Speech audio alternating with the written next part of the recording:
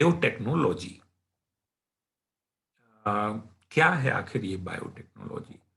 दरअसल बायोटेक्नोलॉजी में हम उन टेक्निक्स की स्टडी करते हैं जिन टेक्निक्स के द्वारा लिविंग ऑर्गेनिज्म और उनके एंजाइम्स का यूज करके हम इसका इस्तेमाल करते हैं। किसका यूज करते हैं? ऑर्गेनिजम्स और उनके एंजाइम्स।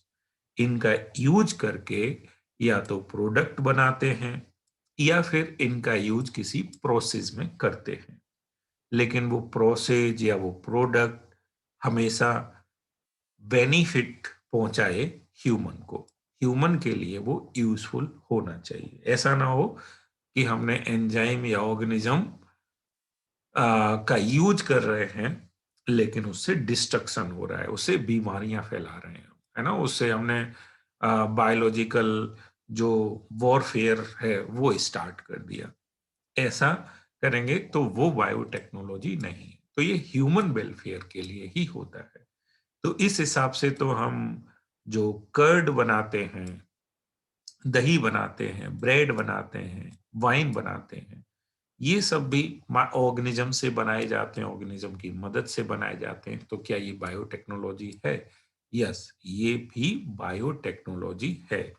तो क्या हम जो घर में बनाते हैं क्या वो भी बायोटेक है? वैसे है तो वो भी बायोटेक्नोलॉजी, सही मायने में देखें। लेकिन फिर भी आज जो अ, हम जिस नजरिए से देखते हैं, है ना, या ये कहो कि आज के समय में, इस समय में हम बायोटेक्नोलॉजी को एक रेस्ट्रिक्टेड सेंस में ही देखते हैं। तो उस हिसाब से वही सारी चीजें, ऑर्गेनिज्म और उनके एंजाइम्स, ठीक है, आ, का इस्तेमाल करें हम किसी प्रोडक्ट में या किसी प्रोसेस में, लेकिन लार्ज स्केल पर, लार्ज स्केल पर, उसी को हम बायोटेक्नोलॉजी बोलते हैं। तो घर में जो दही बना रहे हैं उसे हम बायोटेक ना बोल के हम लार्ज स्केल पर अगर कोई काम कर रहे हैं, है ना, किसी फैक्ट्री में अगर कर्ड बना रहे हैं लार्ज, तो जरूर हम उसे बायो, और हाँ, हम उसमें इस्तेमाल करें जेनेटिकली मॉडिफाइड ऑर्गेनिज्म का। स्पेशली अगर हम उसमें ईस्ट इस्तेमाल कर रहे हैं सिंपली, तो हम आज के समय में उसको बायोटेक्नोलॉजी नहीं बोलते। अगर ईस्ट को हमने मॉडिफाई किया है जेनेटिकली और लार्ज स्केल पर यूज कर रहे हैं, इससे प्रोड्यूस कर रहे हैं, तो जरूर हम इसको बायोटेक बोलेंगे। और भी कुछ चीजें हैं, कुछ प्रोसेसेस हैं, कुछ टेक्निक्स हैं जिनको बायोटेक्नोलॉजी के, जैसे कि इन विट्रो फर्टिलाइजेशन टेक्निक, जिससे टेस्ट ट्यूब बेबी प्रोड्यूस किया जाता है, उसको भी बायोटेक्नोलॉजी में हम रखते हैं। या फिर जो synthesising A gene and using it, gene को सिंथेसाइज करना, उसका यूज करना, ये भी बायोटेक के अंदर रखा गया है। और डीएनए वैक्सीन को डेवलप करना, ये भी बायोटेक्नोलॉजी के अंदर ही आता है। या फिर कोई डिफेक्टिव जीन है उसको करेक्ट करना, ये भी एक बहुत ठीक ठाक डेफिनेशन जिसमें कि सब कुछ आ जाता है, वो यूरोपियन फेडरेशन ऑफ बायोटेक्नोलॉजी द्वारा दी गई है वो डेफिनेशन। तो ये क्या है? इंटीग्रेशन ऑफ नेचुरल साइंस,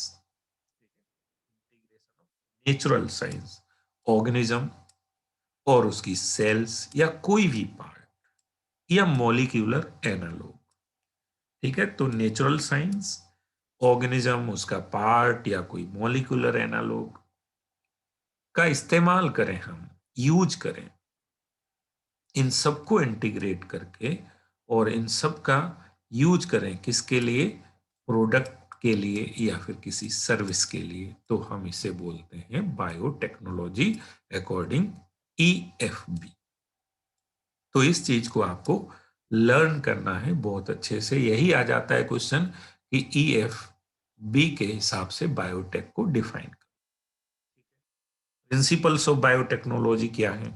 तो ये दो प्रिंसिपल हैं मेनली, वैसे तो और भी प्रिंसिपल हैं, लेकिन हमें अपने लेवल पर इन दो प्रिंसिपल्स को याद रखना। एक तो जेनेटिक इंजीनियरिंग, बायोटेक्नोलॉजी का जो बेस है वो है एक जेनेटिक इंजीनियरिंग, और दूसरा बेस है maintenance of sterility, maintenance of sterile. ठीक है। जेनेटिक इंजीनियरिंग क्या होता है? वही जेनेटिकली मॉडिफाइड ऑर्गेनिज्म बनाना है हमें। हमें पहले तो डीएनए आरएनए की केमिस्ट्री को चेंज करना है, बदलना है, और फिर उस डीएनए आरएनए को होस्ट के अंदर डालना है। अब जो होस्ट के अंदर डाल दिया, उस होस्ट से हमें उसके फिनोटाइप भी लेने हैं। जो हमने जीन बदला है तो जीन का फायदा भी तो उठाना है। तो ये तो हो गया जेनेटिक इंजीनियरिंग पूरा। लेकिन हम इस होस्ट का फायदा तो उठा रहे हैं, इनसे हम एंटीबायोटिक बना रहे हैं, इनसे हम वैक्सीन बना रहे हैं, इनसे एंजाइम बना रहे हैं। कहीं भी अगर कंटामिनेशन हुआ, कहीं भी माइक्रोब, कोई दूसरा माइक्रोब ग्रो कर गया, जो हम करना चाहते हैं ग्रो, वो करे, इसके अलावा कोई और कर गया, तो एंटीबायोटिक बना रहे थे कुछ, पता चला और ही बन रहा है ना, कुछ और भी बन रहा है बेसिकली। तो हमें यहाँ पर एकदम जस्ट स्टेराइल कंडीशन चाहिए, क्योंकि जो भी ये प्रोडक्ट बना रहे हैं ये बिल्कुल कंटामिनेशन फ्री चाहिए। तो इसके लिए हमें बहुत ही हाई लेवल की स्टेराइल कंडीशन को, है ना, मेंटेन करना पड़ता है।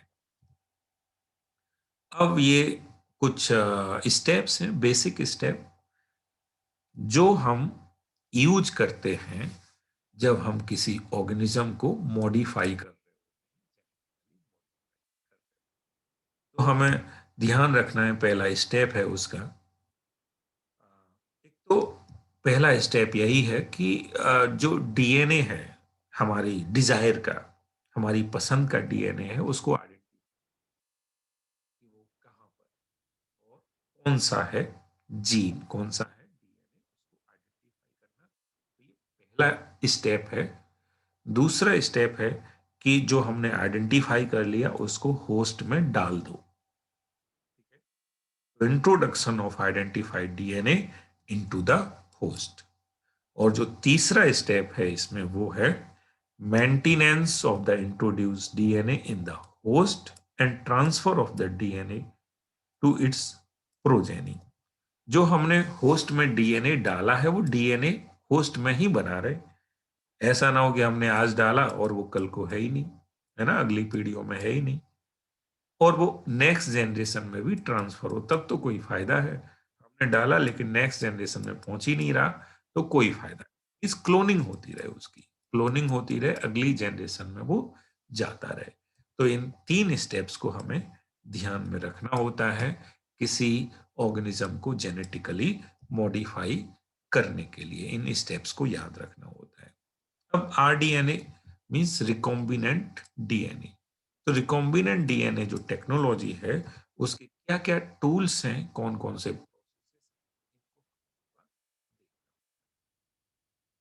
ठीक है। तो ये टूल्स और प्रोसेसेस हैं कुछ ऐसे। सबसे पहले सबसे पहले तो हमें डीएनए को आइसोलेट करना है। जैसे हम कोई डीएनए किसी ऑर्गेनिज्म से निकालना चाहते हैं, तो उस डीएनए को सबसे पहले क्या करना है? आइसोलेट करना है।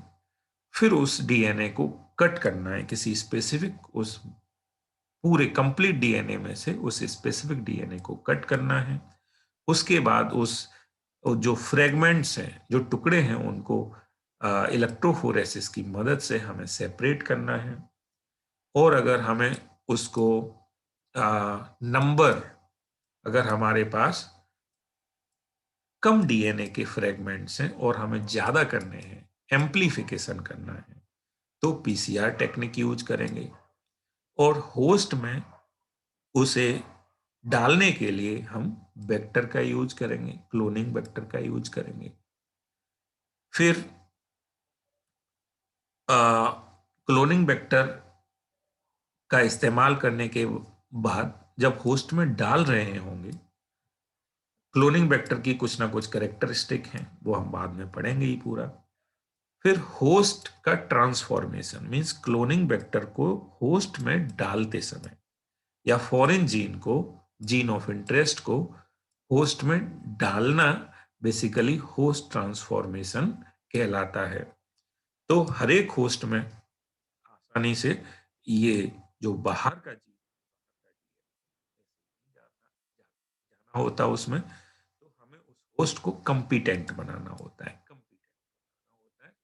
इसमें बेसिकली कंपिटेंट ऑफ होस्ट ही पढ़ने वाले। फिर हमें प्रोडक्ट, ये सब हो गया, हमने होस्ट के अंदर डाल दिया। अब हमें प्रोड्यूस करना है क्या, प्रोडक्ट प्रोड्यूस करना है।